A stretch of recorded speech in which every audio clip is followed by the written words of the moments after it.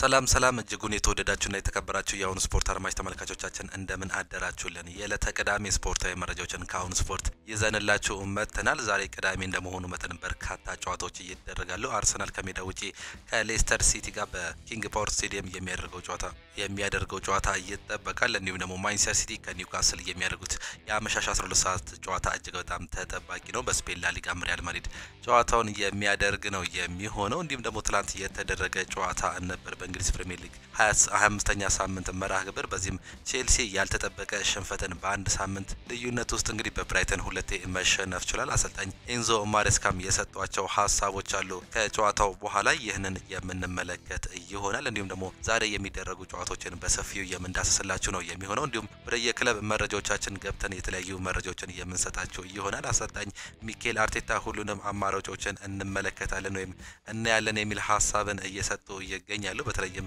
የአጥቂ ስፍራቸው ከሳሳ በኋላ በአሁን ሰዓት ላይ ያለንን አማራጮች ሁሉ ለመመልከት ዝግጁ ነን የሚል ሀሳብን ነው መስጠት እየቻሉት። እንዲሁም ስለ ዛሬ ጨዋታ የተለያዩ ሀሳባቸውን ሰጥተዋል። እሱን የምንመለከት ይሆናል። ማንቸስተር ዩናይትድ በክረምት ቪክተር ኦስሜንን ለማስፈረም አሁንም ዝግጁ መሆናቸውን ሶከር እየዘገበ ይገኛል። አሰልጣኝ ሩበን አሞሪም ጊዜውን ባላውቅም አላማችን ሊጉን ማሸነፍ ነው የሚል ሀሳብን መስጠታቸውን ነው እየተመለከትን የምንገኘው። እንዲሁም ደግሞ ከቶተናም ጋር ስላላቸው ጨዋታ ሀሳባቸውን እንዲሁም ደግሞ ፕሬስ ኮንፈረንሳቸውን የምንመለከት ነው የሚሆነው። የቶተናም በረኛ እንደሚመለስ መረጃዎች እያሳዩ ይገኛሉ። ከጉዳት መመለሱ ነው እየተገለጸ የሚገኘው።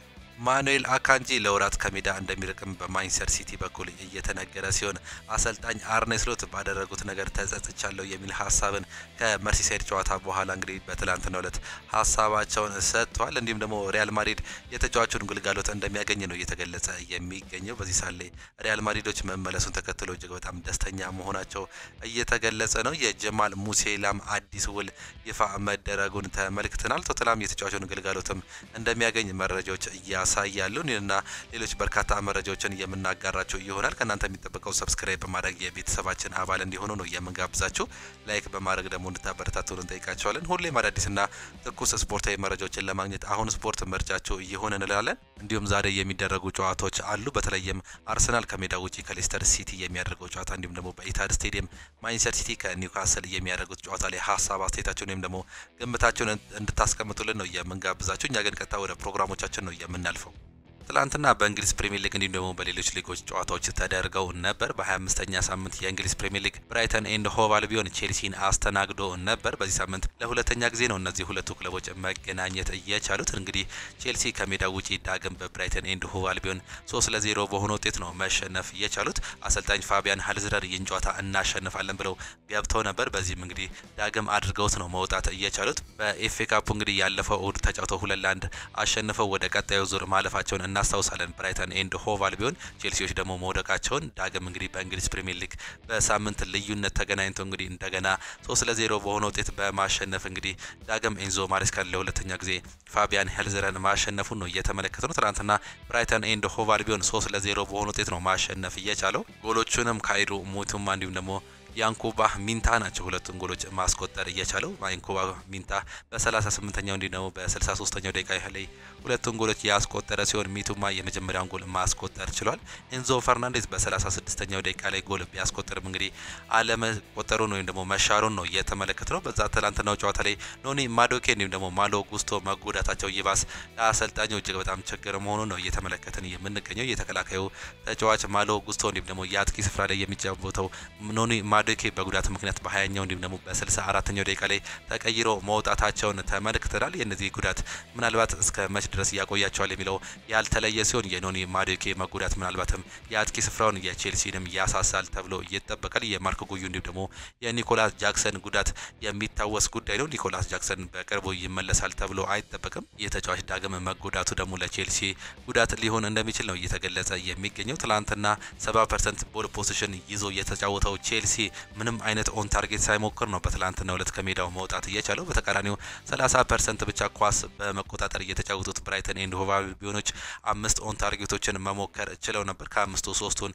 ወደ ጎልነት በመቀየር ነው እንግዲህ አሸንፈው መውጣት እየቻሉት። አሰልጣኝ ኤንዞ ማሬስካ የኔ አስከፊው ጨዋታ ነው በማለት ነው የተናገሩት። የሰማያዊዎቹ ዋና አሰልጣኝ ኤንዞ ማሬስካ በብራይተን በተሸነፉበት ጨዋታ ቡድናቸው ያደረገው እንቅስቃሴ ደካማ ሲሉ ነው የገለጹት። ዛሬ ምሽት ሳያሳየነው እንቅስቃሴ እኔ ከዚህ ከመጣው ጀምሮ ያደረግነው አስከፊው ነው ሲሉ ኤንዞ ማሬስካ ተናግሯል። ቡድኑን ለማበረታታት ለተጓዙት ደጋፊዎች ውጤቱ የሚያሳዝን መሆኑን የገለጹት አሰልጣኙ በቀሪ ጨዋታ ዛሬ ካደረግነው በተሻለ ማድረግ አለብን በማለት ነው የተናገሩት። ጥሩ ላይ አይደለንም፣ ነገር ግን አሁንም አራተኛ ደረጃ ላይ ነው የምንገኘው። አመቱን በጥሩ መልኩ ለመጨረስ እየተፎካከርን ነው በማለት አሰልጣኙ መናገር ችሏል። ትላንትና እጅግ በጣም መጥፎ ጨዋታውን ማድረጋችንን ነው የምንመለከተው ሲሉ ሀሳባቸውን ሰጥቷል። ደረጃ ሰንጠረዡ እንግዲህ በአሁን ሰዓት ላይ አራተኛ ደረጃ ላይ ይቀመጣሉ። ነገር ግን ዛሬ ማንቸስተር ሲቲ ወይም ደግሞ ኒውካስል ዩናይትድ የሚያሸንፉ ከሆነ ቼልሲን በመምለጥ አራተኛ ደረጃ ላይ የመቀመጥ ከፍተኛ እድል ይኖራቸዋል። እንዲሁም ደግሞ ሌላኛው በርንማውዝም እንግዲህ ቼልሲን የማለፍ ወይም ደግሞ ወደ አራተኛ የማደግ ሌላኛው እድል ያለው ክለብ ነው። በአሁን ሰዓት ላይ ቼልሲ ምናልባትም እስከ ስድስተኛ ደረጃ ላይ የመውረድ እድል ይኖረዋል። በእርግጥ በአሁን ሰዓት ላይ እነዚህ ሌሎች ክለቦች ባለመጫወታቸው ምክንያት አራተኛ ደረጃ ላይ ይቀመጣል። ቼልሲዎች ካለፉት 5 የእንግሊዝ ፕሪሚየር ሊግ ጨዋታዎች ሁለቱን ብቻ ነው መሸነፍ የቻሉት። ሁለት ጨዋታ ሲሸነፉ በአንዱ አቻ ወጥቷል። በዚህ ሰዓት ላይ ወይም በዚህ አቋማቸው ላይ እንግዲህ እየወረዱ የሚገኙት አሰልጣኝ ኤንዞ ማሬስካ ቀጣይ ጨዋታዎችን ለማሸነፍ እንሰራለን ሲሉ ነው መናገር የቻሉት። ትላንትና ግን ከሜዳቸው ውጪ 3-0 በመሸነፍ ወደ ስታንፎርድ ብሪጅ ተመልሰዋል። በስፔን ላሊጋም አንድ ጨዋታ ተደርጎ ነበር። ዢሮና በሜዳውና በደጋፊዎች ፊት በሄታፌ 2-1 ተሸንፏል። በጣሊያን ሴሪያ አንድ ጨዋታ ሲደረግ ቦሎኛ ቶሪኒዮን አስተናግዶ 3-2 ነው ማሸነፍ እየቻለው። በቡንደስሊጋ ሌፕዚግ እንዲሁም ደግሞ አውግስበርግ ያደረጉትን ጨዋታ 0-0 በሆነ አቻ ውጤት ማጠናቀቅ ሲችሉ ስቴድ ብሬትስዌስ ከአንገርስ ጋር ያደረጉትን የፈረንሳይ ሊግ 1 ጨዋታ 2 አቻ በሆነ ውጤት ነው ማጠናቀቅ እየቻሉት። ትላንትና የተደረጉ ጨዋታዎች እነዚህን እየመስሉ ነበረ። ዛሬ ዕለተ ቅዳሜ የአውሮፓ ታላላቅ ጨዋታዎች የሚመለሱበት ቀን ነው። ዛሬ የእንግሊዝ ፕሪሚየር ሊግ እንዲሁም ደግሞ የተለያዩ ታላላቅ 5 ሊጎች የሚያደርጉት ጨዋታ ተጠባቂ ነው። ቀን 9 ሰዓት ተኩል ላይ አርሰናል ከሜዳው ውጪ ከሌስተር ሲቲ ጋር የሚያደርገው ጨዋታ ይጠበቃል። እንዲሁም ደግሞ ማንቸስተር ሲቲ በሜዳውና በደጋፊዎች ፊት በኢታድ ስቴዲየም ኒውካስል ዩናይትድን የሚያስተናግድበት ጨዋታ እጅግ በጣም ተጠባቂ መሆኑን በእንግሊዝ ፕሪሚየር ሊግ 25ኛ ሳምንት ጨዋታ እየተመለከትን ነው የምንገኘው። ቀን 9 ሰዓት ተኩል ላይ አርሰናል ከሌስተር ሲቲ ከሜዳው ውጪ የሚያደርገው ጨዋታ እጅግ በጣም ይጠበቃል። አሰልጣኝ ሩድ ቫን ኒስተልሮይ ከሚኬል አርቴታ የሚያደርጉት የጉዲሰን ፓርክ ጨዋታ እጅግ በጣም ተጠባቂ ያደርገዋል። አሰልጣኝ ሚኬል አርቴታ በአሁን ሰዓት ላይ እንግዲህ በአጥቂ ስፍራቸው እጅግ በጣም እየተቸገሩ ይገኛሉ። የደረጃ ሰንጠረዡን እንግዲህ ሊቨርፑልን ለመከተል የሚያደርጉት ጥረት ላይ ምናልባት የአጥቂ መስመራቸው መሳሳቱ ችግር ሊፈጥርባቸው የሚችልባቸው እድሎች እንዳሉ ነው መረጃዎች የሚያሳዩት። ትላንትና ሀሳባቸውን እንደሰጡት ከሆነ እንግዲህ ያለንን አድቫንቴጆች ወይም ደግሞ እድሎች ሁሉ ለመጠቀም ዝግጁ ነን የሚል ሀሳብን ነው መስጠት እየቻሉት። ዛሬም ከሌስተር ሲቲ ጋር የሚያደርጉት ጨዋታ ይጠበቃል። እነዚህ ሁለቱ ክለቦች በአጠቃላይ ብዙ ጊዜ ተገናኝተው አርሰናል 68 ጊዜ እያሸነፈ ሲሆን ሌስተር ሲቲ 31 ጊዜ ነው ማሸነፍ የቻለው። 41 ጊዜ ደግሞ አቻ መለያየት ችሏል። በዚህቹ በእንግሊዝ ፕሪሚየር ሊግ በ2024 የመጀመሪያ ዙር በፍላይ ኤምሬትስ በተደረገ ጨዋታ አርሰናል 4-2 በሆነ ውጤት ነበር ያኔ ማሸነፍ የቻለው። በዛ ጨዋታ ላይ ጋብሪኤል ማርቲኔሊ፣ ሊያንድሮ ትሮዛርድ፣ ኒዲዲ በራሱ ጉሌ እንዲሁም ደግሞ ካይ ሃቨርትስ በማስቆጠር 4-2 ማሸነፋቸውን እናስታውሳለን። ጀምስ ጀስቲን ነው ሁለቱን ጎሎች ለሌስተር ሲቲ ያኔ ያስቆጠረው። እጅግ በጣም የሚያስደንቀው ያ ጨዋታ በርካቶቻችን እንደምናስታውሰው እንግዲህ እስከ 90ኛው ደቂቃ ላይ 2 አቻ ነበር የነበሩት። በመጀመሪያው አጋማሽ 2 ጎሎችን በማስቆጠር 2-0 ሲመራ ቆይቶ አርሰናል በሁለተኛው አጋማሽ 2 ጎሎች ተቆጥሮበት 2 አቻ እስከ 90ኛው ደቂቃ ላይ ከቆዩ በኋላ በ90+4 ኒዲዲ በራሱ ጉሌ ካስቆጠረ በኋላ በ90+9 ላይ ደግሞ ካይ ሃቨርትስ በማስቆጠር 4-2 ያሸነፉበትን እጅግ በጣም ጣፋጭ ውጤት በርካቶቻችን እናስታውሳለን። በዛ ጨዋታ ላይ 16 ኦን ታርጌቶችን መሞከር ችለው ነበር በዛኛው ጨዋታ ላይ አርሰናሎች። ዛሬም እንግዲህ ከሜዳቸው ውጪ ከአዲሱ አሰልጣኝ ሩድ ቫን ኒስተልሮይ ጋር የሚያደርጉት ጨዋታ ይጠበቃል። የመጀመሪያ ጨዋታቸው ነው። አሰልጣኝ ሚኬል አርቴታ እንዲሁም ደግሞ ሩድ ቫን ኒስተልሮይ ሌስተር ሲቲን ከያዘ በኋላ የሚያደርጉት የመጀመሪያ ጨዋታ መሆኑን ነው እየተመለከተን የምንገኘው። ካለፉት 5 ጨዋታዎች 5ቱንም አርሰናል ማሸነፍ ችሏል። በዚህቹ በኪንግ ፓወር ስቴዲየም እንዲሁም ደግሞ በፍላይ ኤምሬትስ ስቴዲየም በተደረጉ ጨዋታዎች እንግዲህ አርሰናል ሙሉን ያለፉትን 5 ጨዋታዎች ማሸነፉን ነው እየተመለከተን የምንገኘው። የመጨረሻ 5 ጨዋታዎችን ስንመለከት ሌስተር ሲቲ ካለፉት 5 ጨዋታዎች አንዱን ብቻ ነው ቶተናምን ማሸነፍ የቻለው። ሌሎችን ጨዋታዎች 4ቱን መሸነፍ ችሏል። አርሰናሎችን ደግሞ ስንመለከት 4ቱን አሸንፈው አንዱን ነው የተሸነፉት። የተሸነፉበትም እንግዲህ በእንግሊዝ ካራባኦ ካፕ በኒውካስል እየተሸነፉበትን ጨዋታ በርካቶቻችን የምናስታውሰው ጨዋታ ነበር። በዚህ ጨዋታ ላይ የማይገኙ ተጫዋቾችን ስንመለከት በሌስተር ሲቲ በኩል ሪካርዶ ፔሬራ፣ ሾተር እንዲሁም ደግሞ ፋቲው ጉዳት ላይ ያሉ ተጫዋቾች ናቸው። እንዲሁም በአርሰናል በኩል በርካታ ተጫዋቾች የማይገኙ ይሆናሉ። ጋብሪኤል ጂሰስን ጨምሮ ታኪዮ ቶሚያሱ፣ ካይ ሃቨርትስ፣ ማርቲኔሊ እንዲሁም ደግሞ ቡካዮ ሳካ እንደማይገኙ ነው የተገለጸው። በተቃራኒው ደግሞ ቤን ዋይት ወደ ሜዳ እንደሚመለስ አሰልጣኝ ሚኬል አርቴታ አረጋግጧል። ከ3 ወራት ጉዳት በኋላ ይህ የተከላካይ ስፍራ ተጫዋች በዛሬው ጨዋታ ላይ እንደሚገኝ ነው አሰልጣኝ ሚኬል አርቴታ ማረጋገጥ የቻሉት። ይህም ጨዋታ እጅግ በጣም ተጠባቂ ያደርጓል። በተለይም አሰልጣኝ ሚኬል አርቴታ የመጀመሪያ ከባድ ጨዋታቸው ሊሆንባቸው ይችላል። የቀስታቸው ወይም ደግሞ የአጥቂ ስፍራቸው የሳሳበት የመጀመሪያ ጨዋታ ይሆናል። በዚህ ጨዋታ ላይ የማይገኙ ቡካዮ ሳካ፣ ጋብሪኤል ማርቲኔሊ ደግሞ ካይ ሃቨርትስ ቤስት 11 ውስጥ የነበሩ ተጫዋቾቻቸው የሉም። በአሁኑ ሰዓት ላይ ሊጠቀሙ የሚችሉት አስገዳጅ ሁኔታ ራሂም ስተርሊንግን በአጥቂ ቦታ ላይ አሰልፈው የመጫወት ሊሆን እንደሚችል ነው እየተገለጸ የሚገኘው። ሊቨርፑልን ለመስተካከል ወይም ደግሞ ለመከተል ይህ ጨዋታ ወሳኝ እንደሆነ ካሁኑ እየተገለጸ ይገኛል። በ7 ነጥብ ከአንደኛው ሊቨርፑል ዝቅ ብለው የተቀመጡት አሰልጣኝ ሚኬል አርቴታ የዛሬን ጨዋታ ለማሸነፍ ይገባሉ። ሌስተር ሲቲ 18ኛ ደረጃ ላይ እንደሆነ ተመልክተናል። አሰልጣኝ ሩድ ቫን ኒስተልሮይ ይህንን ቲም እንደ አዲስ ቢይዙትም እንግዲህ ለውጥ ማምጣት አልቻሉም። ዛሬም በሜዳቸውና በደጋፊዎች ፊት የሚያደርጉት የቀን 9 ሰዓት ተኩል ጨዋታ ተጠባቂ ያደርጓል።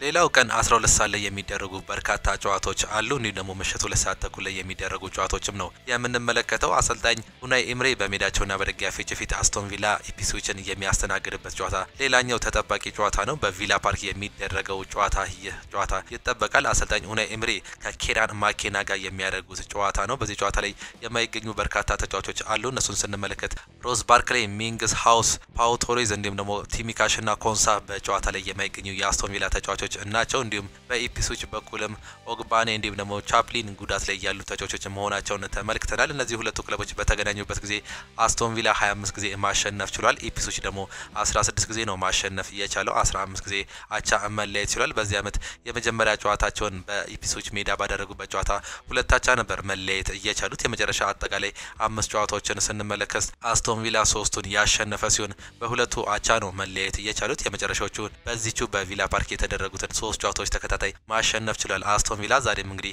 ያሸንፋል ተብሎ እየተሰጠው ቅድሚያ ግምት ለአስቶን ቪላ ነው። አሰልጣኝ ኡናይ ኤምሬ ምንም እንኳን በዚህ ዓመት ያጀማመራቸው ጥሩ ቢሆንም በአሁን ሰዓት ላይ እየተንገዳገዱ ይገኛሉ። ካለፉት 5 ጨዋታዎች 2ቱን ነው ማሸነፍ የቻሉት። ተከታታይ 3 ጨዋታ ማሸነፍ አልቻሉም። ዛሬ ምናልባት እንግዲህ አሸንፈው ወደ አሸናፊነት ይመለሳሉ ተብሎ ይጠበቃል። በ8ኛ ደረጃ ላይ የተቀመጠው አሰልጣኝ ኡናይ ኤምሬ አስቶን ቪላን ይዞ እንግዲህ ዛሬ ሌላኛውን ጨዋታ በሜዳውና በደጋፊዎች ፊት ያደርጋል። የኬራን ማኬናው ኢፕስዊች 19ኛ ደረጃ ላይ ነው መቀመጥ እየቻለው። ካለፉት 5 ጨዋታዎች 4ቱን የተሸነፈ ክለብ ነው። 16 ነጥቦችን በመያዝ ነው እንግዲህ 19ኛ ደረጃ ላይ መቀመጥ እየቻለው። ዛሬም የጨዋታ ይጠበቃል። ፉላም ከኖቲንጋም ፎረስት የሚያደርጉትም ሌላኛው በተመሳሳይ 12 ሰዓት ላይ የሚደረግ ጨዋታ ነው። ፉላም በሜዳውና በደጋፊዎች ፊት በክራቨን ኮቴጅ የሚያስተናግደው ኖቲንጋም ፎረስትን ነው። አሰልጣኝ ማርኮ ሲልቫ ከኑኖ ስፕሪንቶ ሳንቶ የሚያደርጉት ተጠባቂ ጨዋታ ነው። በዚህ ጨዋታ ላይ የማይገኙት የፉላም ተጫዋቾችን ስንመለከት ኪንቴቴ እንዲሁም ደግሞ ሪስ ኔልሰን በጨዋታ ላይ አይገኙም። በኖቲንጋም ፎረስት በኩል ደግሞ ሁድሰን ኦዶኢ የማይገኝ ተጫዋች መሆኑን ነው የተመለከትነው። እነዚህ ሁለቱ ክለቦች በተገናኙበት ጊዜ ፉላም 45 ጊዜ ማሸነፍ ችሏል። ኖቲንጋም ፎረስት 32 ጊዜ እያሸነፈ ሲሆን 25 ጊዜ አቻ ነው መለየት የቻሉት። በመጀመሪያ ዙር ጨዋታ ኖቲንጋም ፎረስት በሜዳውና በደጋፊዎች ፊት ፉላምን አስተናግዶ 1-0 መሸነፉን ነው የተመለከትነው። ዛሬ ደግሞ ከሜዳዎቸው ውጪ መጫወታቸው ተከትሎ አሰልጣኝ ኑኖ ስፕሪንቶ ሳንቶ ጨዋታው ሊከብድባቸው እንደሚችል እየተገመተ ይገኛል። በክራቨን ኮቴጅ እንግዲህ ማርኮ ሲልቫ የሰራው ቲም እጅግ በጣም ከባድ ነው በሜዳው በክራቨን ኮቴጅ ሲጫወት። ይህም ለኖቲንጋም ፎረስቶች ከበድ ሊያደርገው ይችላል እየተባለም ይገኛል። ካለፉት 5 ጨዋታዎች እንግዲህ ማሸነፍ የቻለው አንዱን ብቻ ነው ኖቲንጋም ፎረስት፣ 4ቱን ፉላም ነው ማሸነፍ የቻለው። በእርግጥ በዚህ ዓመት እጅግ በጣም ተለውጦ የመጣው የኑኖ ስፕሪንቶ ሳንቶ በቀላሉ እጅ አይሰጥም ተብሎ ይጠበቃል። ነገር ግን የምንመለከተው ይሆናል። ይህ ጨዋታ ምሽት 12 ሰዓት ላይ የሚጀምር ጨዋታ ነው። የመጨረሻ ጨዋታቸውን ስንመለከት ፉላም ካለፉት 5 ጨዋታዎች 3ቱን አሸንፈው በሁለቱ ተሸንፏል። ኖቲንጋም ፎረስትን ደግሞ ስንመለከት 2ቱን አሸንፈው በሁለቱ አቻ ወጥቶ በአንዱ የተሸነፈበትን ውጤት ነው እየተመለከትን የምንገኘው። በደረጃ ሰንጠረዡ 3ኛ ደረጃ ላይ የተቀመጠው ኖቲንጋም ፎረስት ዛሬ ከሜዳቸው ውጪ የሚያደርጉት ሌላኛው ተጠባቂ ጨዋታ ነው። ፉላም 9ኛ ደረጃ ላይ ነው የሚገኘው። ይህም እንግዲህ ተጠባቂ እያደርጓል ምሽት 12 ሰዓት ላይ የሚጀምረው ጨዋታ። እንዲሁ በተመሳሳይ ሌላኛው ተጠባቂው ጨዋታ ማንቸስተር ሲቲ ከኒውካስል ዩናይትድ ጋር የሚያደርጉት እጅግ በጣም ተጠባቂ ጨዋታ ነው። ማንቸስተር ሲቲ በአሁን ሰዓት ላይ እየተንገዳገደ እንደሚገኝ እየተመለከትን እንገኛለን። የኤዲሃው ኒውካስል ዩናይትድ ደግሞ ያልተጠበቁ ውጤቶችን እያሸነፈ ነው እየመጣ የሚገኘው። ምናልባትም ዛሬም ማንቸስተር ሲቲን እንግዲህ ሜዳው ድረስ ሄደው የማሸነፍ እድል እየተሰጠው ይገኛል። አሰልጣኝ ፔፕ ጋርዲዮላ ከኤዲሃው የሚያደርጉት ጨዋታ ይጠበቃል። አሰልጣኝ ፔፕ ጋርዲዮላ በዚህ ዓመት እንግዲህ ማንቸስተር ሲቲ የድሮን ማንቸስተር ሲቲ አልመስል ብሏቸዋል። እነሱም እንግዲህ ይህን ችግር መቋቋም አልቻልኩም ወይም ደግሞ አስቤው ስለማላቅ ነው በማለት ሀሳባቸውን መስጠታቸውን የምናስታውሰው ጉዳይ ነው። እነዚህ ሁለቱ ክለቦች በተገናኙበት ጊዜ ማንቸስተር ሲቲ 78 ጊዜ ያሸነፈ ሲሆን ኒውካስል 71 ጊዜ ማሸነፍ ችሏል። 41 ጊዜ ደግሞ አቻ ነው መለየት እየቻሉት። በመጀመሪያው ዙር ጨዋታ በሴንት ጄምስ ፓርክ ስቴዲየም በተደረገ ጨዋታ እንግዲህ ኒውካስል ዩናይትድ ከማንቸስተር ሲቲ ጋር ባደረጉት ጨዋታ አንዳቻ ነበር ማጠናቀቅ እየቻሉት። በዛ ጨዋታ ላይ ጀስከስ ግቫርዲዮል በ34ኛው ደቂቃ ላይ ጎል አስቆጥሮ 1-0 ሲመራ ቆይተው አንቶኒ ጎርደን በ58ኛው ደቂቃ ላይ አቻ ያደረገበትን ጨዋታ በርካቶቻችን እናስታውሳለን። ዛሬ ደግሞ በኢታድ ስቴዲየም የሚደረግ ጨዋታ ነው። ምናልባትም የጨዋታ ከባድ ሊሆን ይችላል ለሁለቱም ክለቦች። የመጨረሻ 5 ጨዋታቸውን ስንመለከት እንግዲህ ማንቸስተር ሲቲ 3ቱን ያሸነፈ ሲሆን ኒውካስል አንዱን አሸንፏል፣ አንዱን ደግሞ አቻ ነው መለየት እየቻሉት። በእርግጥ በዚህ ዓመት ወይም ደግሞ በዚህ ጊዜ አሰልጣኝ ፔፕ ጋርዲዮላ ይህንን ቲም ይዘው እንግዲህ እየተንገዳገዱም ይገኛሉ። በደረጃ ሰንጠረዥ 5ኛ ላይ የተቀመጠው ማንቸስተር ሲቲ ምናልባት ዛሬ በማሸነፍ ወደ ከፍ ለማለፍ ወይም ደግሞ ከቼልሲ ለመብለጥ የሚያደርገው ጥረት ይጠበቃል። ኒውካስል ዩናይትድም እንዲሁ በ6ኛ ደረጃ ላይ ነው የተቀመጠው። እጅግ በጣም የሚገርመው የነዚህ የሁለቱ ክለቦች እንግዲህ 41 ነጥብ እንዲሁም ደግሞ በ13 ንጹህ ጎሎችን ይዘው ነው መቀመጥ እየቻሉት። የነዚህ የዛሬ ጨዋታ ተጠባቂ የሚያደርገው ይሄኛው ውጤታቸው ነው። ከሁለት አንዱ የሚያሸንፉ ከሆነ እንዲሁም ደግሞ ቼልሲ የሚሸነፍ ከሆነ እንግዲህ 4ኛ ደረጃ ለመያዝ የሚያደርጉት ትንቅንቅ የምንመለከት ነው የሚሆነው። እነዚህ ሁለቱ ክለቦች በተመሳሳይ ነጥብና በተመሳሳይ ጎል 5ኛ እንዲሁም ደግሞ 6ኛ ደረጃ ላይ መቀመጥ ችሏል። ካለፉት 5 ጨዋታዎች ማንቸስተር ሲቲ 3ቱን አሸንፈው አንዱን አቻ ወጥቶ አንዱን ተሸንፏል። ኒውካስል ዩናይትድን ደግሞ ስንመለከት ካለፉት 5 ጨዋታዎች በእንግሊዝ ፕሪሚየር ሊግ ማለት ነው 3ቱን አሸንፈው በሁለቱ የተሸነፈበትን ውጤት ነው እየተመለከትን የምንገኘው። ይህም ዛሬ ሌላኛው ተጠባቂ የእንግሊዝ ፕሪሚየር ሊግ ጨዋታ እንደሆነ ነው የሚያስመለክተን በኢታድ ስቴዲየም የሚደረገው። በዚህ ጨዋታ ላይ በማንቸስተር ሲቲ በኩል ሮድሪ፣ ጃክ ግሪሊሽ፣ ማኑኤል አካንጂ እንዲ ደግሞ ኦስካር ቦብ እንደማይገኙን አሰልጣኝ ፔፕ ጋርዲዮላ ማረጋገጥ እየቻሉት። ማኑኤል አካንጂ ምናልባትም እንግዲህ በዚህ ዓመት ለ2 ወራት ከሜዳ የሚርቅበትም እድል እንዳለ መረጃዎች እያሳዩ ይገኛሉ። በኒውካስል በኩል ደግሞ ስንመለከት ላሰልስ፣ ዳንበር፣ ጆሊንተን፣ ሃርቬ ባርነስ እንዲሁም ደግሞ ስቴድ ቦትማን ጉዳት ላይ ያሉ ተጫዋቾች መሆናቸውን አሰልጣኝ ኤዲ ሃው ማረጋገጥ ችሏል። ይህም ጨዋታ ለማሸነፍ እንደ አርሰናሉ ሁሉ ይህንን ጨዋታ ለማሸነፍ እንገባለን ሲሉ ኒውካስል ዩናይትድ መናገራቸውን ተመልክተናል። በካራባኦ ካፑ እንግዲህ 2-0 በሜዳቸውና በደጋፊዎቹ ፊት ያሸነፉበትን ውጤት እናስታውሳለን። በሳምንቱ አጋማሽ ይህንንም ለመድገም እንሞክራለን ሲሉ አሰልጣኝ ኤዲ ሃው ተናግሯል። እንዲሁም ደግሞ የማንቸስተር ሲቲው አሰልጣኝ ፔፕ ጋርዲዮላ እንደ ቻምፒየንስ ሊጉ ምሽት እንዳይሆን እንጸልያለን ሲሉ ነው መናገር እየቻሉት። በዚህ ዓመት ተደጋጋሚ ሽንፈቶች እንደዚህ ተመልክተናል። ይህ ጨዋታ ግን እንደሱ እንዳይሆን እንሞክራለን፣ እየተቻለን ሁሉ ከተጫዋቾች ጋር ለማድረግ ዝግጁ ነኝ ሲሉ ከጨዋታው በፊት መናገራቸውን ነው የተመለከት ነው። ሌላኛው በተመሳሳይ በዚሁ ሰዓት የሚደረገው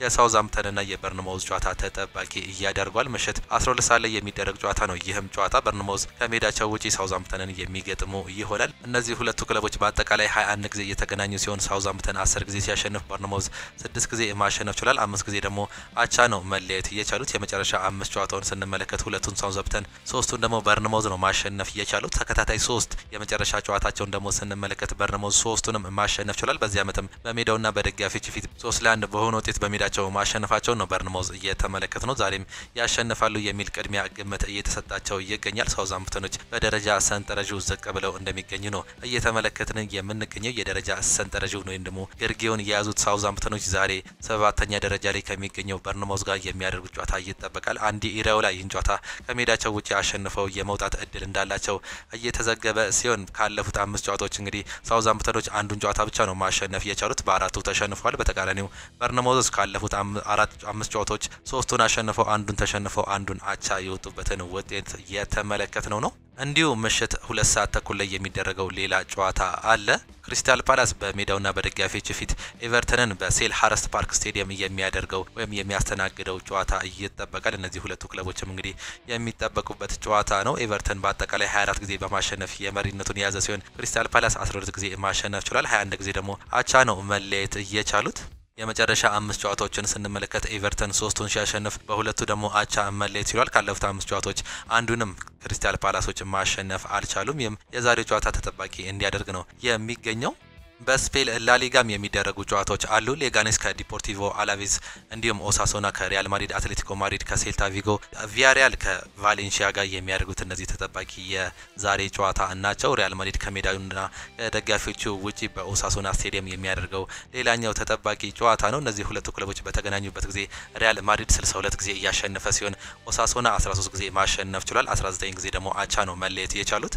ካለፉት የመጨረሻ 5 ጨዋታዎች 5ቱንም ሪያል ማድሪድ ማሸነፍ ችሏል። በዚህ በሜዳው እንዲሁ ደግሞ ከሜዳው ውጭ ያደረጉት እያንዳንዱን ጨዋታዎች ሪያል ማድሪድ እያሸነፈ ነው የመጣው። ዛሬም እንግዲህ በዚህቹ በስታዲዮ ኤል ሳዳር ጨዋታ ላይ የሚያደርገውን ጨዋታ ያሸንፋል ተብሎ ቅድሚያ ግምት የተሰጠው ክለብ መሆኑን ሪያል ማድሪዶችን እየተመለከትን እንገኛለን። በዚህ ጨዋታ ላይ ዴቪድ አላባ፣ ዳኒ ካርቫል፣ ሉካስ ቫስከስ፣ አንቶኒ ሮዲገር እንዲሁም ደግሞ ኤደር ሚሊታው በጨዋታው ላይ የማይገኙ ተጫዋቾች ናቸው። ምናልባት አንቶኒ ሮዲገር በሚቀጥለው ቻምፒየንስ ሊግ ጨዋታ ላይ የመገኘት እድል እንዳለው አሰልጣኝ ካርሎ አንቸሎቲ መናገር ችሏል። በዛሬው ጨዋታ ላይ ግን እንደማይገኝ ነው ያረጋገጡት። ካለፉት 5 ጨዋታዎች ሪያል ማድሪዶች 3ቱን አሸንፈው አንዱን አቻውተው አንዱን የተሸነፉ ሲሆን ኦሳሱናዎችን ስንመለከት ካለፉት 5 ጨዋታዎች 3ቱን አቻውተው አንዱን አሸንፈው አንዱን ተሸንፏል። ዛሬም የሚደረገው የምሽት ጨዋታ የቀን 10 ሰዓት ከሩብ ጨዋታ ተጠባቂ እንደሚያደርገው ነው እየተመለከትን የምንገኘው። በጣሊያን ሴሪየም 3 ጨዋታዎች የሚደረጉ ሲሆን አታላንታ ከካግላሪ፣ ላዚዮ ከናፖሊ እንዲሁም ደግሞ ኤሲ ሚላን ከሄላስ ቬሮና የሚያደርጉት ጨዋታ ተጠባቂ ነው። ናፖሊ ከሜዳቸው ውጪ የሚያደርጉት ጨዋታ ነው ከላዚዮ ጋር የሚደረገው። እነዚህ ሁለቱ ክለቦች እንግዲህ በደረጃ ሰንጠረዡ አንደኛ እንዲሁም ደግሞ አራተኛ ደረጃ ላይ መቀመጥ ችለዋል። ካለፉት 5 ጨዋታዎች ሁለቱም 3-3 ማሸነፍ የቻሉ ሲሆን ናፖሊ ሁለቱን አቻ ሲወጣ፣ ላዚዮ አንዱን ተሸንፎ አንዱን አቻ መውጣት ችሏል። በደረጃ ሰንጠረዡ የ10 ነጥብ ልዩነት ነው ያላቸው። ይህም ጨዋታ ምሽት 2 ሰዓት ላይ የሚጀምር ጨዋታ ነው። በጀርመን ቡንደስሊጋ የሚጠበቁ ጨዋታዎች አሉ። በተለይም ባየር ሊቨርኩሰን ከባየር ሙኒክ ጋር የሚያደርጉት ሌላኛው እጅግ በጣም ተጠባቂ ጨዋታ ነው። ቦቼም ከቦርሲያ ዶርትመንድ ሲጫወት፣ ሴንት ፖሊ ከፍራይቡርግ ይጫወታል።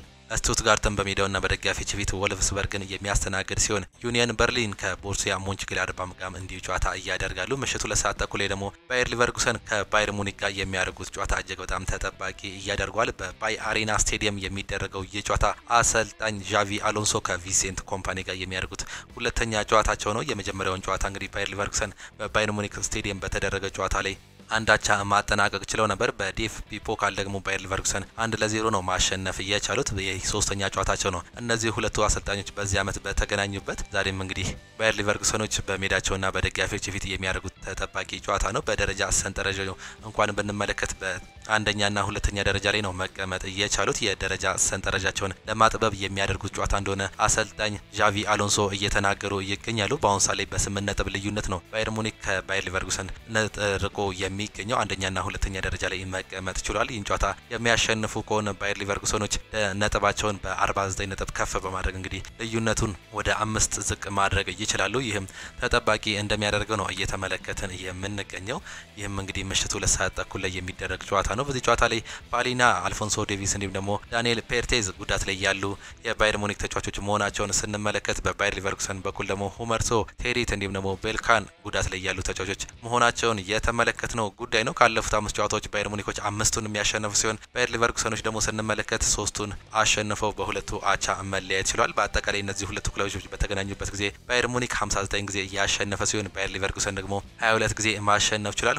20 ጊዜ ደግሞ አቻ ነው መለያየት የቻሉት። የመጨረሻ 5 ጨዋታዎችን ስንመለከት ባየር ሊቨርኩሰን 3ቱን ሲያሸንፉ በሁለቱ አቻ ተለያይቷል። ያለፉትን የቅርብ ጊዜ ጨዋታዎችን ወይም ደግሞ ግንኙነቶችን ስንመለከት ባየር ሊቨርኩሰን ከባየር ሙኒክ በላይ እንግዲህ አብላጫውን እየያዘ የሚገኝ በአሁኑ ሰዓት ላይ ወይም ደግሞ በዚህ ጄኔሬሽን ራሱን እያሳየ የሚገኝ ክለብ መሆኑን ተመልክቶ የዛሬውም ጨዋታ እጅግ በጣም ከባድ እንደሚያደርገው ነው ካሁኑ እየተገለጸ የሚገኘው። በፈረንሳይ ሊጓንም 3 ጨዋታዎች ይደረጋሉ። ኦሎምፒክ ዴ ማርሴይ ከሴንት ኢቲየን ጋር ሲጫወቱ፣ ሞናኮ ከናንተስ እንዲሁም ደግሞ ቶሉስ ከፒኤስጂ ጋር የሚያደርጉት ጨዋታ በፈረንሳይ ሊጓን የሚጠበቁ ጨዋታዎች ናቸው። የዛሬ ጨዋታዎች እነዚህን ይመስላሉ። በተለይም ማንቸስተር ሲቲ ከኒውካስል የሚያደርጉት ጨዋታ በእንግሊዝ ፕሪሚየር ሊግ እጅግ በጣም ተጠባቂው ጨዋታ ነው። እንዲሁም ደግሞ በጀርመን ቡንደስሊጋ ቡንደስሊጋ ባየር ሊቨርኩሰን ከባየር ሙኒክ ጋር የሚያደርጉት ሌላኛው ተጠባቂ ጨዋታ መሆኑ ነው እየተመለከትን የምንገኘው። በእነዚህ ጨዋታዎች ላይ በተለይም በእንግሊዝ ፕሪሚየር ሊግ በሚደረጉ የአርሰናል እንዲሁም ደግሞ የማንቸስተር ሲቲ ጨዋታዎች ላይ ሀሳብ አስተያየታችሁን ወይም ደግሞ ግምታችሁን እንድታስቀምጡልን ነው የምንጋብዛቸው። እኛም ትክክለኛውን ግምት ለሚያስቀምጥልን ሰው የካርድ ሽልማቶችን የምናበረክት ይሆናል። በዚህም ሁላችሁም እንድትሳተፉ ቅድሚያ እናሳስባችኋለን። እኛ ግን ቀጥታ ወደ ሌሎች ፕሮግራሞቻችን ነው የምናልፈው። በክለብ መረጃዎቻችን ቅድሚያ አርሰናልን ነው የምናገኘው። ዩአር ራይት ሀሳቡን ሰጥቷል። ራሂም ስተርሊንግ አሁን ላይ ትልቅ እድል አግኝቷል። እድሎችን ለስተርሊንግ ተከፍተዋል። አሁን ላይ ስተርሊንግ ተነስቶ ይህንን ነገር ማድረግ አለብኝ የሚልበት ሰዓት ነው። ከዛም ውጪ ወደ ጥሩ አቋሙ የመመለስ እድል አለው በማለት የተናገረ ሲሆን ለመጨረሻ ጊዜ ወደ ሜዳ ገብቶ ጥሩ ነገሮችን ሲያደርግ የተመለከትኩት በማንቸስተር ዩናይትድ ጨዋታ ላይ ነበርና ማየት የሚፈልገውን ስተርሊንግ ያ ነው። ወደ ሜዳ ገብቶ የሆነ ነገር ለመፍጠር የሚታትረውን ስተርሊንግ ማየት እፈልጋለሁ ሲል የተናገረ ሲሆን ደጋፊዎች ከሱ በጣም ብዙ ነገርን እየጠበቁ ነው። ድምጾችን መስማት ትችላላችሁ። ስለዚህ ጥሩ ነገርን መስራት ካልቻለ ብዙ ጩኸቶች የሚሰማበትና ከሱ ጥሩ ያልሆነ ቦታ የሚጠብቀውም ይሆናል ሲል ዩአር ራይት ሀሳቡን ሰጥቷል። አሰልጣኝ ሚኬል አርቴታ የተገኙትን አድቫንቴጆች ሁሉ እንጠቀማለን የሚል ሀሳብ ነው መስጠት እየቻሉት። በአሁን ሰዓት ላይ የአጥቂ ስፍራቸው የሳሳባቸው አሰልጣኝ ሚኬል አርቴታ በአሁን ሰዓት ላይ በቦስማን ሕግ መሰረት በፍሪ ኤጀንትነት ያሉ ተጫዋቾችን እንዲሁ ደግሞ ሌሎች አማራጮችን ሁሉ ለማየት ዝግጁ ነኝ የሚል ሀሳብን እየሰጡት ሲሆን በመርሲሳይድ ደርቢ የመጨረሻውን የኤቨርተንን ጎል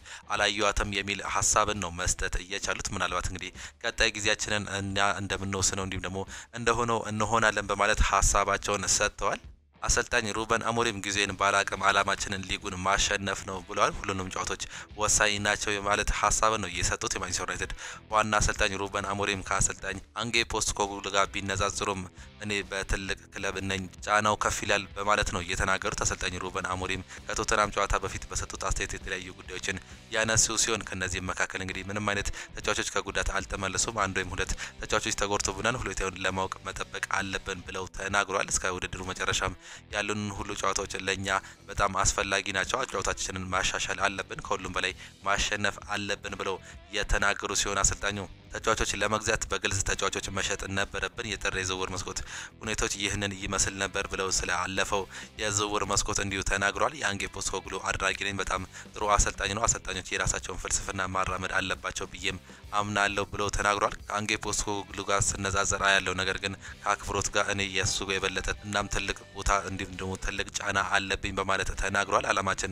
ፕሪሚየር ሊጉን ማሸነፍ ነው፣ በጥቂት ዓመታት ነገሮችን መቀየር እንችላለን፣ ምን ያህል ጊዜ እንደሚወስድ አላውቅም በማለትም የተናገሩ ሲሆን አሰልጣኙ እንግዲህ ቀጣይ ጨዋታቸውን ወይም የቶተናም ጨዋታ ለማሸነፍ ነው የምንገባው በማለትም ተናግረዋል። ማንቸስተር ዩናይትድ በክረምት የዝውውር መስኮት ቪክተር ኦሲሜንን ለማስፈረም የዝውውር ጥያቄ ለማቅረብ ከአሁኑ እየተዘጋጁ ነው። ማንቸስተር ዩናይትዶች ለዝውውሩ የሚያስፈልገውን ሁሉ እያዘጋጁ ነው ሲል ዲን ጆንስ በትላንትናው የሶከር ዘገባው ተናግሯል። አሰልጣኝ ሩበን አሞሪም የፕሪሚየር ሊጉን ዋንጫ በ2028 ለማሳካት ንግግሮችን አድርገናል። ሁልጊዜም የኛ ትኩረት የሊጉን ዋንጫ በማሸነፍ ላይ ነው። ሆኖም በቅርብ ዓመታት ውስጥ ሁሉንም ነገሮች መቀየር እንችላለን ብለው ተናግሯል። ሩበን አሞሪም ስለ ክረምቱ የዝውውር መስኮት ሲጠየቁ ቀላል ነው፣ ተጫዋቾችን ለመግዛት የግድ ተጫዋቾችን መሸጥ አለብን በማለት ነው የተናገሩት። እንዲሁም ሲቀጥሉ ስም መጥቀስ አልፈልግም፣ ባጋጠመን አዳዲስ ጉዳቶች ምክንያት ከአካዳሚ ቡድናችን ጥቂት ተጫዋቾችን ወደ ዋናው ቡድን ጠርተናልን በማለት ተናግሯል። ማን እንደተጎዳ ማን ጨዋታው ላይ እንደማይገኝ ግን በዚህ ሰዓት ላይ መናገር አልፈለገም በማለት ነው ማለፍ እየቻሉት። እንዲሁም ደግሞ ሲቀጥሉ ካለፉት 2 ቀናት በስተቀር ጥሩ ሳምንታትን አሳልፈናል። ሆኖም ባለፉት 2 ቀናት ውስጥ በቡድናችን 2 የተለያዩ አዳዲስ ጉዳቶች አጋጥመውናል በማለት ተናግረዋል። ችግሮች ለዚህ ክለብ አዲስ አይደሉም። አሁን ላይ በፋይናንሻል ጨዋነት ደንብ ዘርፍ ያለንበት ችግር ይታወቃል በማለት ተናግረዋል። ሆኖም እነዚህ ችግሮች እኔ ክለቡን የሚያሰለጥንበትን መንገድ አይቀይሩትም በማለትም ነው የተናገሩት። አሰልጣኙ ሲቀጥሉም እኛ ታዳጊ ተጫዋቾችን ወደ ዋናው ቡድን ለማሳደግ አንዳንድ ቁጥራዊ መረጃዎችን ላይ ማገገም ወይም ደግሞ መመልከት አለብን ያሉ ሲሆን ቹዶ ኦቢ ማርቲንም ግምገማ ከተደረገባቸው ተጫዋቾች አንዱ ነው። አሁን በአሁን ሰዓት ላይ በዋናው ቡድን ላይ እየሰራም ይገኛል ሲሉ ተናግሯል። አሰልጣኝ አርኔ ስሎት ከደርቢው ጨዋታ በኋላ ያደረጉት ነገር ይጸጽተኛል በማለት ነው የተናገሩት። ጆንስ ቡድኑን ለመጠበቅ ሌላ መንገድ ነበረው በማለትም ተናግረዋል። የሊቨርፑል ዋና አሰልጣኝ አርኔ ስሎት ከመርሲሳይድ ደርቢ በኋላ ያደረጉት ነገር እንደሚጸጽታቸው ነው የተናገሩት። አሰልጣኙ ከጨዋታው መጠናቀቅ በኋላ ከዳኛው ጋር በሚጨባበጡበት ወቅት አለመግባባት ተፈጥሮ ቀይ ካርድ እንደተመዘገባቸው ይታወሳል። በስሜት ማድረጋቸውን ያስረዱት አሰልጣኝ አርኔ ስሎት ወደ ኋላ ተመልሼ በተለየ መልኩ ባደርገው እወድ ነበር በማለት ነው የተደመጡት። አሰልጣኙ ቀጥሎም እሱም እንግዲህ የቀይ ካርዱ ጉዳይ በሂደት ላይ ስለሆነ ተጨማሪ ነገሮችን መናገር አልፈልግም ሲሉ ኤፍኤው የሚያደርገውን ምርመራ እንደሚያከብሩም ገልጸዋል። ከተጫዋቾች ጋር ጸብ ውስጥ ስለገባው ከርቲስ ጆንስ ያሉትም እንዲህ ነው። ለቡድኑና ለደጋፊው መከላከሉ ጥሩ ነው በማለት እየተናገሩ ሲሆን አክሎም እንግዲህ ነገር ግን ከርቲስ ጆንስ ያንን ማድረጊያ ሌላ መንገድ ነበረው ሲሉ ከሜዳ ላይ የነበረውን ነገር መቀነስ ወይም ደግሞ መለወጥ እንደሚችል ሀሳባቸውን ነው የሰጡት። ቲም ቶክ ትላንትና በሰበር መረጃው አሌክሳንደር አይዛክ ሊቨርፑልን የመቀላቀል ፍላጎት አለው ሲል ዘግቧል። ይህ ተጫዋች በአሁኑ ሰዓት ላይ በአርሰናል ራዳር ውስጥ እንዳለ ይታወቃል። ነገር ግን የሱ ምርጫ የሚሆነው የአንፊልዱ ሊቨርፑል ነው በማለት ነው ቲም ቶክ በትላንትናው ዕለት በዘገባው ያስመለከተን። ኢብራሂማ ኮናቴ ይናገራል። በልጅነቴ አጥቂ ስለነበርኩ የሮናልዶ ናዛሪዮ ዴሌማ አድናቂ ነበርኩ በማለት ነው የተናገረው። ኢብራሂማ ኮናቴ ሲቀጥል በእውነት በዚህ ክለብ ውስጥ መሆን ማለት ለኔ ብዙ ነገሮች ማለት ነው። ምክንያቱም እኔ የዚህ ክለብ ታሪክ አካል ነኝ። በዚህ ወቅት እንዲሁም በወደፊት ወቅቶች ታላላቅ ስራዎችን እንደምሰራ ተስፋ አደርጋለሁ። እኔ እዚህ በመሆኔ ደስተኛ ነኝ። እኔም እጅግ በጣም መወደው ህልም አለኝ። እዚህ ማሳካት እፈልጋለሁ ሲል የተናገረ ሲሆን ኢብራሂማ ኮናቴ ለሊቨርፑል ከመፈረሜ በፊት ከየርገን ክሎፕ ጋር ተነጋገርኩኝ እና የምፈረምበት ቀንታ ያለ ህይወትህ ሙሉ ይቀየራል አለኝ። እናም ልተማመንብህ እችላለሁ አለኝ። እንደዚህ አልጠበቁም ነበር። በየቦታው ብዙ ደጋፊዎች አሉን። ይህ እኔ እጅግ በጣም ህይወቴን ቀይሮታል ሲል ነው የተናገረው። ማንቸስተር ሲቲዎች ከፕሪሚየር ሊግ ጋር ያደረጉትን የህግ ክርክር አሸንፏል። አንድ ገለልተኛ ፓናል በታህሳስ 2021 እንዲሁም ኖቬምበር በ2024 መካከል የነበሩትን የአጋር አካል ጋር የሚያደርጉትን ግብይት ኤፒቲ ከህጎች ጋር የላቸውም ብሏል። ሲቲ ይህን ውሳኔ ፕሪሚየር ሊጉን ወደ ከባድ ቀውስ ውስጥ እንደሚከት ያምናሉ። ሪቻርድ ማርተር ለሁሉም 20 ክለቦች አዲሱ የኤቲፒ ህጎች አሁንም ተግባራዊ እንዲሁም ደግሞ ትክክለኛ እንደሆኑ ተናግረዋል። ነገር ግን ማንቸስተር ሲቲዎች እነዚህን ህጎች እየተቃወሙ ነው እና የእነሱ ጉዳይ በዚህ ፓናል ይሰማልም ተብሏል። ክለቦች ከ2021 እስከ 2024 ባለው ጊዜ ውስጥ ዋጋቸው ዝቅ ተደርጎ በተሰጣቸው የስፖንሰርሺፕ ስምምነቶች ካሳ ሊጠይቁም ይችላሉ። ይህንንም መረጃ ቤን ጃኮብስ ነው በትላንትናው ዕለት ይዞት የወጣው።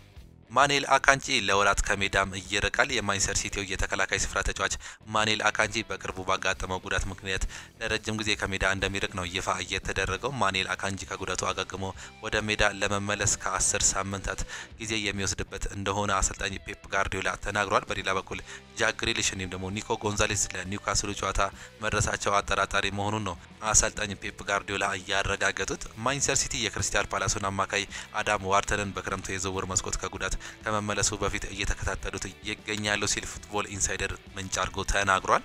ፔፕ ጋርዲዮላ ስለ ማኑኤል አካንጂ ሲናገር ከ8 እስከ 10 ሳምንታት ከሜዳ እንደሚርቅ እንዲሁም ቀዶ ጥገና እንደሚደረግለት አረጋግጫለሁ በማለት እየተናገረ ሲሆን ቶሎ እንደሚያገግምልን እንመኛለን። በዚህ ሲዝን ያደረግነው ልፋት እንዲሁም ደግሞ ጥረት የማይታመን ነው። እሱ ያለ ቦታው ነበር እየተጫወተው፣ ምክንያቱም የተጫዋቾች እጥረት ስላለብን ነው። በቂ ሁኔታዎች ቲሙን መርዳት አልቻለም። መጨረሻም ተጎድቷል፣ መቀጠልም አልቻለም በማለት ተናግሯል። ስለ ኒኮ ጎንዛሌዝም ሲጠየቁ ጅምሩ ከባድ አልነበረም። ከባድ ጅምር የሚባለው መጥፎ ሲጫወት ነው። እሱ እንደዛ አላደረገም ነበር፣ ጥሩ ነበር። ጉዳቱ ወደ ኋላ የሚጎትተው ነው። ትንሽ ህመም ነበረበት። ከሪያል ማድሪድ በነበረው ጨዋታ ሙሉ ለሙሉ ዝግጁ አልነበረም። አሁን ከቀን ወደ ቀን እየተሻሻለ ነው። በሚቀጥሉት ሰዓታት እንገመግመዋለን በማለትም ተናግሯል። ፔፕ ጋርዲዮላ ስለ ኒውካስሉ ብሩኖ ጉማሬዝም ተጠይቆ ነበር። ብዙ ስጋቶች አሉ። ብሩኖ ጉማሬዝ ከነዚያ ውስጥ አንዱ ነው። ከፈረንሳይ ከመጣ ጀምሮ 3 ወይም 4 ሲዝን በከፍተኛ ደረጃ ሲጫወት ነበር። ለዚህ በፊት የበለጠ መሀል ሜዳ ላይ ነበር የሚጫወተው። አሁን ግን ወደፊት እየሄደም ይጫወታል። ይህ እጅግ በጣም ጥሩ ተጫዋች ነው። እንደ ቡድን አካላዊ ጥንካሬ፣ ፍጥነት፣ የረጅም እንዲሁም የቆሙ ኳሶች ልምድ አላቸው። ለካራቦ ካፕ ፍጻሜ እንኳን ደስ አላችሁ ማለት እፈልጋለሁ። ግን ይህ በዚህ ሳምንት አንድ ጨዋታ ነው የሚጫወቱት፣ በአውሮፓ አይጫወቱም። ይህ ለኛ አደጋ ነው በማለትም ነው የተናገሩት። ኒውካስል በቻምፒየንስ ሊጉ የሚጫወቱበት አመት አይጠናቸዋል። በሊጉ ፉክክር እንደወጡ እንዲሁም ደግሞ ከተጫዋቾችን በጉዳት እንዳጡ በቻምፒየንስ ሊጉ በማይጫወቱበት አመት በሊጉ በጣም ተፎካካሪ እንደሚሆኑም አይተናል ሲል ፔፕ ጋርዲዮላ ተናግሯል። ፔፕ ጋርዲዮላ ስለ አሌክሳንደር አይዛክም ሲጠየቅ ስለሱ ምንም ማለት አልችልም፣ እሱ በጣም ድንቅ ተጫዋች ነው በማለት ብቻ ነው መዝጋት እየቻሉት። የቼልሲ ተጫዋቾች በኮፓም ብቻ ሳይሆን በውጭም ውጤቱን ለማሻሻል ጠንከረው እየሰሩ ነው። ማዶኬ ከብቃት አሰልጣኙ ጋር የግራ እግሩ በቀኝ መስመር በኩል እንዴት መጠቀም እንዳለበት ተጨማሪ ልምምዶችን በስርዓት ላይ ይገኛል ሲል ዴይሊ ሜል በትላንትናው ዕለት ዘግቧል። ማሬስካ በክረምቱ ቡድኑን እንዲያሻሽል እቅድ ተይዞለታል። የቼልሲ አለቆች ኤንዞ ማሬስካን ለመደገፍ ቁርጠኛ ናቸው። የ5 ዓመት ኮንትራት እንዲሁም ደግሞ ተጨማሪ 1 ዓመት ኮንትራት የማዘራዘም አማራጭ ያለው የሰጡት ሲሆን በዚህ ክረምት ቡድኑን ለማሻሻም እቅድ ይዟል ሲል ዴይሊ ሜል በትላንትናው ዕለት አስነብቧል።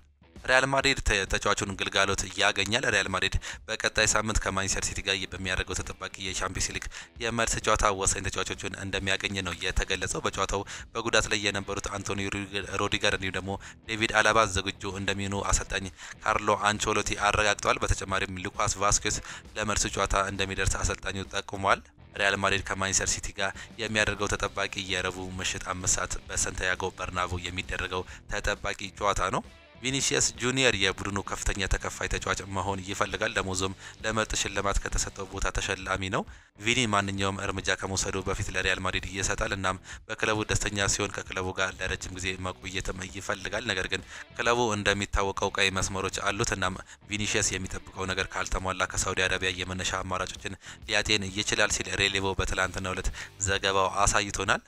ባየር ሙኒክ የጀማል ሙሴላን ውል አራዝሟል። የባየር ሙኒኩ ተጫዋች ጀማል ሙሴላ አዲስ ኮንትራት መፈረሙ ነው የተገለጸው። የ22 ዓመቱ የመሃል ሜዳ ተጫዋች ጀማል ሙሴላ በባየር ሙኒክ ቤት እስከ 2030 የሚያቆየውን ኮንትራት መፈረምም ችሏል። ጀማል ሙሴላ በአዲሱ ኮንትራት ዓመታዊ 25 ሚሊዮን ዩሮ ክፍያን እንደሚያገኝ ነው የተገለጸው። በማንቸስተር ሲቲ በጥብቅ የሚፈልገው ጀማል ሙሴላ በአዲስ ኮንትራቱ 175 ሚሊዮን ዩሮ የውል ማፍረሻ ነው የተለጠፈበት። ቶተንሃም ተጫዋቾቹን ግልጋሎት ያገኛል። የሰሜን ለንደኑ ክለብ ቶተንሃም እሁድ ከማንቸስተር ዩናይትድ ጋር በሚያደርገው ጨዋታ የተጫዋቾቹን ግልጋሎት እንደሚያገኝ የተገለጸ ሲሆን በጨዋታው ጄምስ ማዲሰን፣ ቪካሪዮ እንዲሁም ደግሞ ኦዶይ በብቁ መሆናቸውን አሰልጣኝ አንጌ ፖስቴኮግሉ በሰጡት አስተያየት ገልጸዋል። በሌላ በኩል ቲሞ ዋርነር እንዲሁም ደግሞ ብሬንዳን ጆንሰን ለጨዋታው ዝግጁ ሊሆኑ እንደማይችሉ አሰልጣኙ ነው ያረጋገጡት። ቶተንሃም ከማንቸስተር ዩናይትድ ጋር የሚያደርጉት ጨዋታ ነገ ምሽት 1 ሰዓት ተኩል ላይ የሚጀምር ነው የሚሆነው። የተወደዳችሁና የተከበራችሁ የአሁኑ ስፖርት አድማጭ ተመልካቾቻችን ለዛሬ የነበረን ስፖርታዊ መረጃዎቻችን ይህንን ይመስሉ ነበር። ፕሮግራሞቻችን እንዴት አያቻቸው? ሀሳብ አስተያየታችሁን ኮመንት ቦክስ ላይ ልታጋሩን ትችላላችሁ። በተለይም ዛሬ ጨዋታ እንዳለ እነግረናችኋል። የእሱንም ደግሞ ግምታችሁን ኮመንት ቦክስ ላይ እንድታስቀምጡልን ነው የምንፈልገው ወይም ደግሞ የምናጋራችሁ። ሁላችሁም እንድትሳተፉ እንጋብዛችኋለን። የዛሬ ፕሮግራሞቻችን ይህንን ይመስሉ ነበር። በከሳት ፕሮግራሞቻችን እስከምንገናኝ ቻው ቻው። መልካም ጊዜ፣ መልካም ውሎ ይሁንላችሁ።